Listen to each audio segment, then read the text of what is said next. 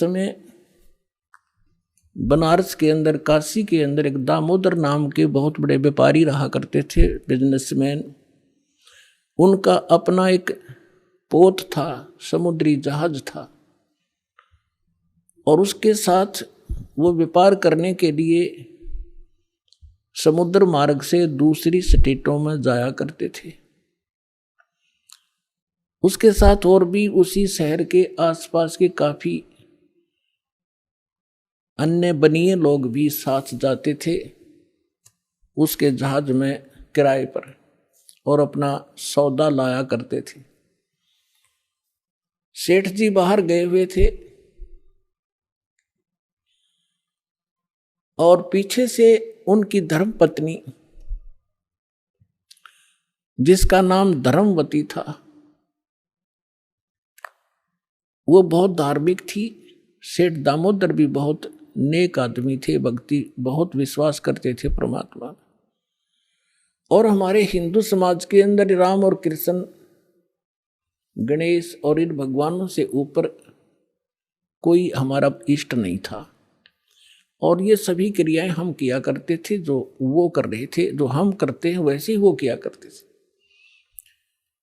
उस समय परमात्मा ने के बहुत से शिष्य हो गए थे और बहुत दुख दूर हो गए थे। एक दिन ऐसे ही उस सेठ की पत्नी धर्मवती के पास एक बहन गई उसके पास कि बहन, हमारे घर पर सत्संग है, आप आ जाओ। तो उसने सोचा चल मेरी वो बहन ज़्यादा उसके निकट थी और पहले कई बार चर्चा कर रखी थी उसने परमात्मा की।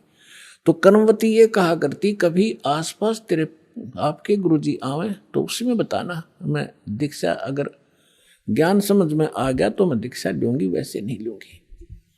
तो उस बहन ने अपना सत्संग करवा लिया और उसको अपनी सहेली को आमंत्रित किया। अपने आत्माओं परमात्मा का ज्ञान, ओए होए, और ज्ञान सब ज्ञानड़ी, कबीर ज्ञान सो ज्ञान, जैसे गोला तोब को करता चले मैदान। परमात्मा ने सृष्टि रचना सुनाई। परमात्मा जहां भी नया सत्संग करते थे सबसे पहले सृष्टि रचना सुनाया करते थे, और फिर मालिक की वाणी में उनके शब्द में ज्यादा कसकती आत्मा तुरंत खिंच जाती थी। सारा ज्ञान सुना।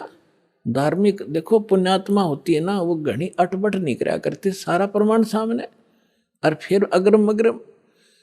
तो धर्मवती उस बहन का एकदम सिर गया शरीर।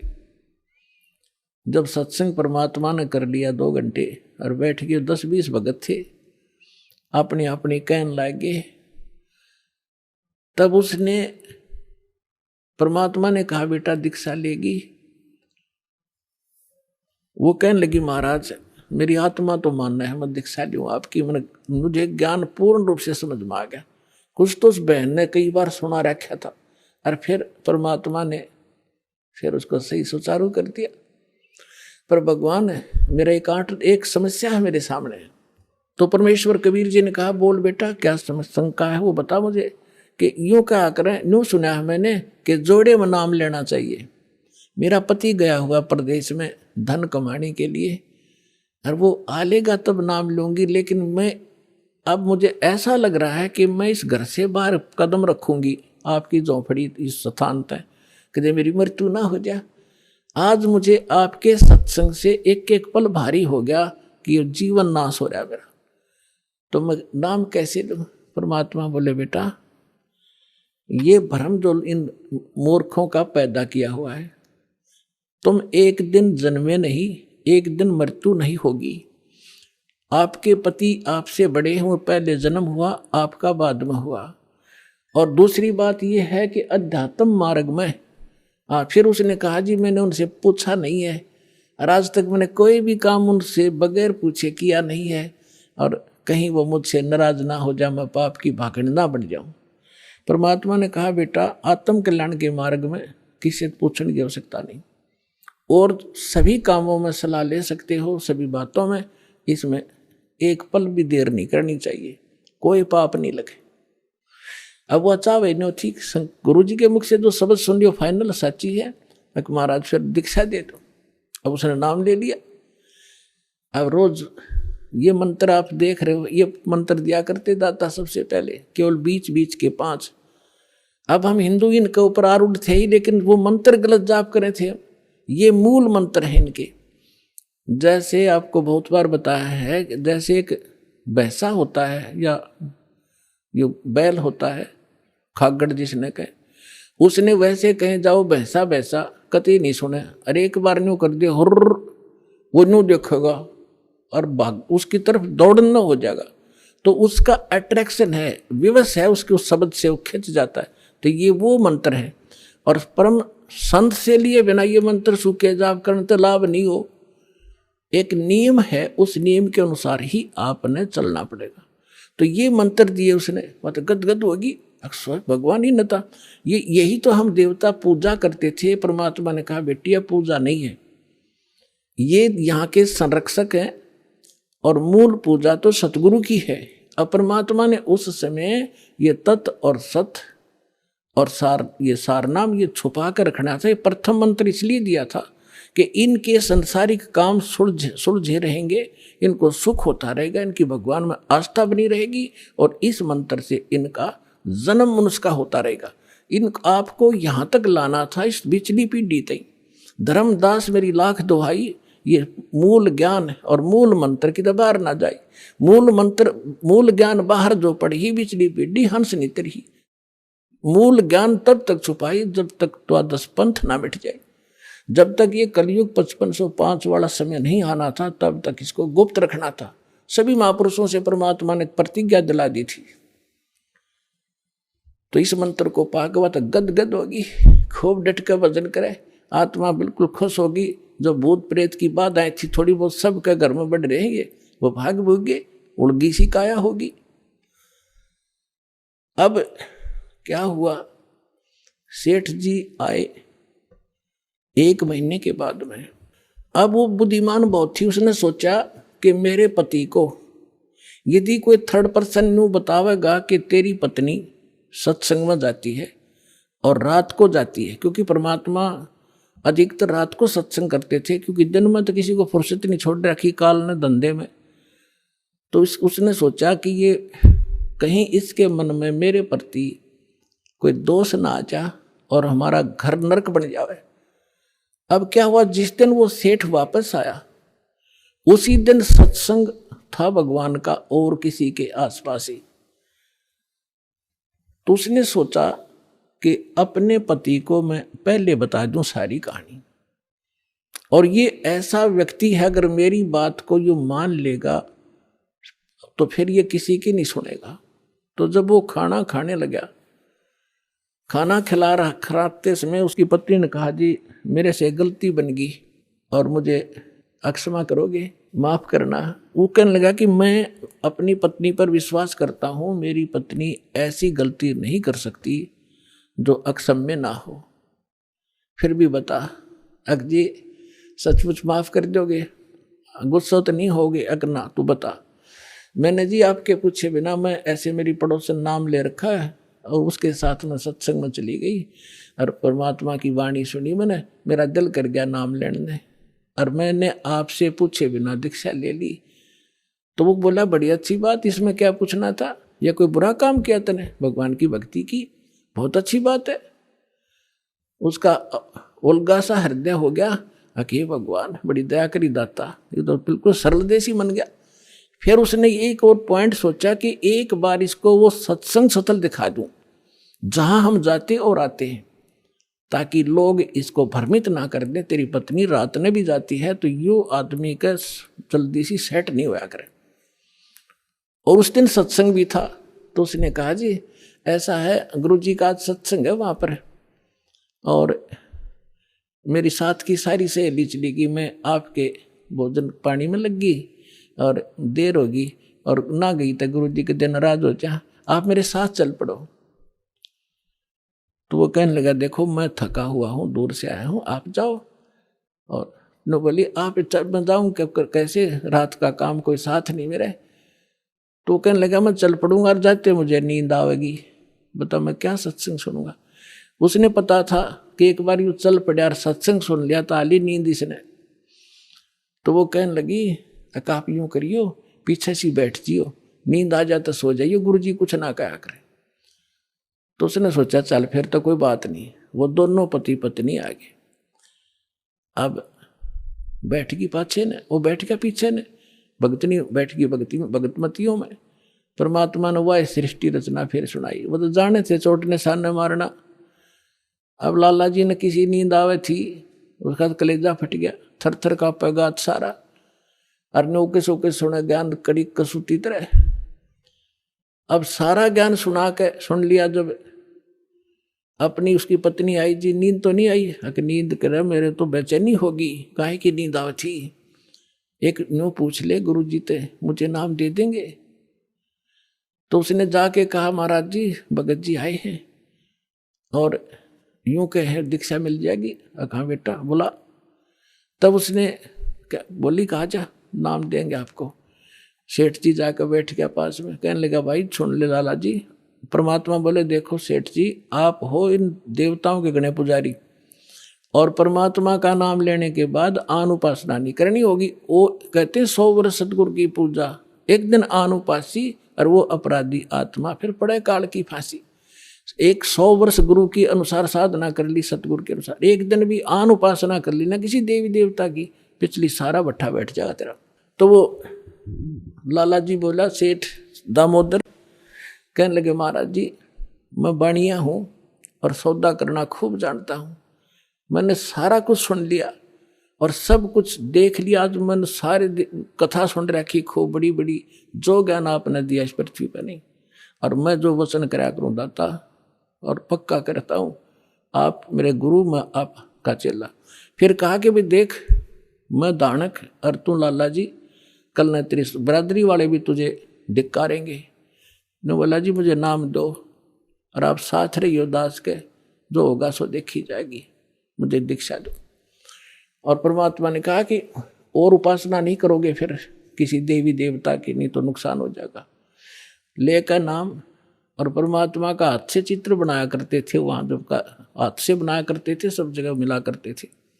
वो फोटो ले गया, जो विधि बताई थी विधान वो शुरू कर दिया आपने। फिर कुछ दिन के बाद वो कई दिन सत्संग सुने, फिर व्यापार में जाना था तो सभी वो दूसरे व्यापारी भी साथ थे। अब उसने क्या किया, उस जहाज के अंदर उसने अपना एक कक्ष बना रखा था जिसमें सारे देवी देवताओं के फोटो थे, और वहीं अपना घंटी बजाया करता, बैठ कर आरती करा करता, जय गणेश देवा माता थारी पार्वती, ये सारी कथा सारी आरती करा करता। अब उसने क्या किया, जाके पहले सारी मूर्ति उठाई और समुद्र में जहाज उठाए, समुद्र में जल प्रवाह कर दी, और एक फोटो परमात्मा कबीर जी का लगा लिया। अब दूसरे जो थे वो लाला जी, उन्हें देखा रहे दामोदर ये देवी देवताओं के फोटो कहाँ गए? तो उसने बताया भाई मैंने दीक्षा ले ली गुरु जी से, और गुरु जी का जो सतगुरु की पूजा करते हैं ना, वो देवी देवताओं की पूजा नहीं करनी होती, इसलिए मैंने वो आदर के साथ जल प्रवाह कर दिया। तो वो सारे कहने लगे रहे तू बट्ठा बैठावेगा, तेरा नाश हो जाएगा, तने कहाँ एक क्या क्या है ये कबीर, ये धानक एक दुल्हा, इसकी कड़ फंटी में आ गया, तो कहाँ बातों में आ गया, तेने देवता छोड़ दिए, रामकृष्ण जैसे बलवान भगवान छोड़ दिए, देखना तेरा क्या होगा। वो बोले भाई कुछ भी हो मेरे साथ, आप अपनी क्रिया करो, मैं आपको ना कहता, आप मेरे पीछे क्यों पड़ गए, मैं अपनी करूँगा, आप अपनी करो। अब उस दिन उसके बाद उसको कबीर कहने लगे कि यू आ गया कबीर, दामोदर कहना छोड़ दिया। ने बोला भाई कुछ भी कहो, थारी भी जी पवित्र है, भगवान का नाम लेते। ठीक है मुझे मालूम है तुम किस विषय से कह रहे हो, कोई बात नहीं। अब वो चले गए और सब अपना माल लाद के बच्चों समेत जा रहे थे कुछ तो, क्योंकि 3-3 4-4 महीने वापस आया करते थे। जब वापस आ रहे थे पूरा माल लाद के, और बीच में जब आ लिए समुद्र के, एक भयंकर साइक्लोन उठा, तूफान, समुद्री तूफान 30-40 फुट ऊंचा होकर, और इतनी 200 किलोमीटर प्रति घंटा की स्पीड से चला करता, जहाज का तब निशान भी ना पाओ उसमें कित पड़ा है। और देख लिया उन नबी, क्योंकि छोटे मोटे तूफान कई बार ऐसे होते थे, उनको पता था ऐसी सती थी बहुत भयंकर होती है। दिन का समय था, उन्होंने देखा तूफान उठ गया भाई। शाम का समय था, बिल्कुल सूर्यास्त होने वाला था। अब इतना भयंकर तूफान उठा, उन्होंने देखा कि वो तो भाई हो गया, काम बिगड़ गया। और तो थोड़ी बहुत तूफान दूर था, समुद्र में हलचल पहले शुरू होगी और जहाज डगमग करने लगा जो बुरी तरह। अब सारे अपने अपने देवता ने याद करें, कोई राम ने, कोई कृष्ण ने, जो भी जिसका इष्ट था। और दामोदर शांत बैठे। अब सब घबरा रहे थे, घिघी बंदगी, बच्चे मरे, सारी संपत्ति का नाश हुआ था। तो वो कहने लगे, दामोदर आप क्यों नहीं अर्ज करते अपने गुरुजी से कि मैं क्या करूंगा, मेरा गुरुजी तो गरीब सा व्यक्ति है, मेरे भगवान, और आपके इसे ताकतवर भगवान जी ने पहाड़ तक ठा लिए, आप बच्चों के उड़ा मैं बच जाऊंगा, आप कर लो अपनी अर्ज। जब उन्होंने देखा कोई जतन काम नहीं कर रहा, उनमें एक वृद्ध लाला जी था। नो क्या कर भाई, क्या कर सतगुरु का भगत तगड़ा हो से, आप एक वे अर्ज कर दो। नो बोला तुम बैठ जाओ, कदे बीच में फिर नो को महाराज ने सुन ली थी, अग बैठा को नहीं जाता, तो कर लिया रजम बंद हो जाते। तब परमात्मा खड़ा होकर दामोदर ने कहा था, हे परमात्मा आपका ज्ञान समझ में आ गया और मैंने आपकी महिमा इनका आगे घड़ी गा रखी है। और दाता मुझ नीच के, ठीक है आप तो समर्थ हो, सक्षम हो, कुछ भी कर सकते हो, अगर आज कोई उक चुक होगी मुझ नीच के कारण होगी, मेरे में कोई त्रुटि होगी, मैं आपकी मर्यादा ठीक नहीं कर पाऊंगा। हे परमात्मा आपकी बेइज्जती का कारण ये दास बनेगा। न्यू कहकर वो बेहोश हो गया हृदय से पुकार के।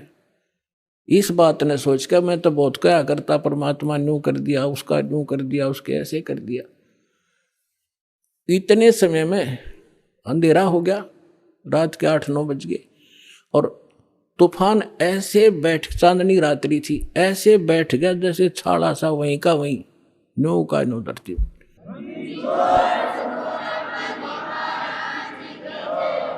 और समुद्र के जल में जरा सी भी हलचल नहीं। अब उस दामोदर को पानी के छींटे छाटे मार के मुंह पे होश में ले आए। तब उन्होंने कहा कि भाई दामोदर हमसे बड़ी घनी गलती हुई, हमने आपके गुरुदेव की बेइज्जती करी, हम कति नीच प्राणी हैं। और उन्होंने संकल्प कराया था कि यदि आज जान बच गई, हमारे भगवान तो फेल हो लिए, जब आज इस तूफान रुक गया और हमारी जान बच गई, दामोदर हम तेरे साथ चलाएंगे, नाम लेंगे उस परमात्मा का। तब दामोदर को कंधे पे बैठा लिया उन लालाओं ने। हर ने बोले बोलो दामोदर की जय। ने बोला नहीं, जय बोलो जिसने यू काम कराया है, बोलो कबीर परमेश्वर जी की जय हो।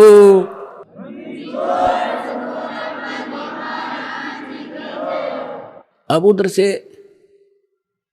परमात्मा उसी दिन रात्रि में सत्संग कर रहे थे 7-8 बजे सी, और सर्दियों का मौसम था। अब कुछ भक्त सामने आसपास बैठे थे। एकदम परमात्मा ने क्या किया, ऐसे मुंह पर करनो हाथ फेर कर ऐसे झटका दिया, आसपास के बैठे भक्तां के छींटे लागे। उन्होंने सोचा भाई पसीने कैसे आगे सर्दी में, गुरुजी आपका पसीने आगे? तो पर वो बोले ना भाई पसीने को नहीं आए। और क्या था, ये पानी कहाँ से आ गया?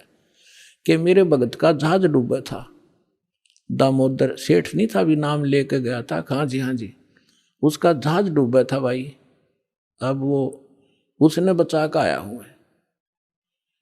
अब वो भगत सोच रहे थे अब भाई, अब क्योंकि हम भक्ति अवश्य करते हैं लेकिन विश्वास दृढ़ नहीं होता। और परमात्मा कहते हैं कहा हो तो हरि नाम से, जब मन में नहीं विश्वास, बिना विश्वास के जो भक्ति करते हैं वो सफल नहीं होते। तो वो कच्चे से थे और मन में उनका न्यू थी, ऐसे ही शब्द गा रहे थे, ज्ञान सुना रहे थे, पसीने आगे होंगे, हमारे सामने बैठे और वहां कैसे समुद्र में जहाज बचा के आए हैं, वो तो बात कही आई हुई। अब वहां से जब वो चलकर आए सेठ, 1-2 दिन और लग गया उन्होंने। उस दिन फिर सत्संग हो रहा था। वो पहले अपने घर गया, घर जाके पता चला कि मेरी धर्मपत्नी भी उड़े जा रही है, सत्संग में गई हुई है। और सारे वो सेठ ने बोले पीछे घर जावांगे, और सारे बच्चा ने साथ ले रहे। पहले अब परमात्मा का उपदेश लेंगे, जब घर बढ़ाएंगे। अब हमारा बाकी आज का जीवन, आज के बाद का जीवन उनका ही हमारा। और सारे वहां चलेंगे, सीधे वहां 15-20 लाला जी उनका परिवार है। अब क्या हुआ, अब उधर सत्संग चल रहा था और वही भगत मिले जुले से वो आया करते उस क्षेत्र में, तो सारे वही बैठे। और पीछे तय क्या हुआ, वो सारे के सारे जाके बाहर खड़े हो कहने जय हो पाबंदी छोड़ कबीर साहब की, जय हो भगवान कबीर साहब की। परमात्मा बोले रे बाहर कौन शोर कर रहा, पता करके आइयो। अब जो ही वो बाहर गए भगत पता करने आंगन से बाहर, तो उन्होंने देखा दामोदर को, वो सब जाने थे क्योंकि वो आते जाते थे सत्संग में।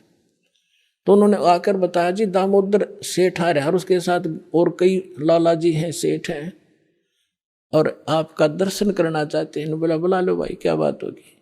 वो सारे आगे चरणा में अपने दंडोत प्रणाम करें, हे भगवान आपने दया कर दी, हमारे जीवन रक्षा कर दी। परमात्मा हमसे बहुत भूल हुई, हमने बहुत गलती की, आपके भक्त को बहुत सताया, टॉर्चर किया, इसको माफ करो हम अपराधियों को। भगवान आपने हमारी जान बचा दी, हमारा जहाज डूबता आपने बचा दिया। परमात्मा बोले क्या कह रहे हो भाई। और परमात्मा चाहो थे जिनका मन में शंका थी, वो उनका भ्रम निवारण करने के लिए सच बताओ सारी कहानी क्या हुआ था, कि भगवान ऐसे ऐसे हो गया था। हमने अपने सारे जंतर मंतर कर लिए थे, कोई राहत नहीं मिली। फिर हमने आपके भगत आराध करी थी, इसने आपको पुकारा के मंत्र पढ़ा यू दाने, यू बेहोश हो गया आपको पुकार के। तब कहा बेटा मैं ही वहां पहुंचा था और आपकी रक्षा करी थी, और आपका अब सौभाग्य है कि आपको इस संकट आपके लिए वरदान से दोगा कि आपके समझ में आगे और आप यहाँ आगे दीक्षा लो और अपना कल्याण कराओ। सभी ने नाम लिया, उनका कल्याण हुआ। बोलो सतगुरुदेव।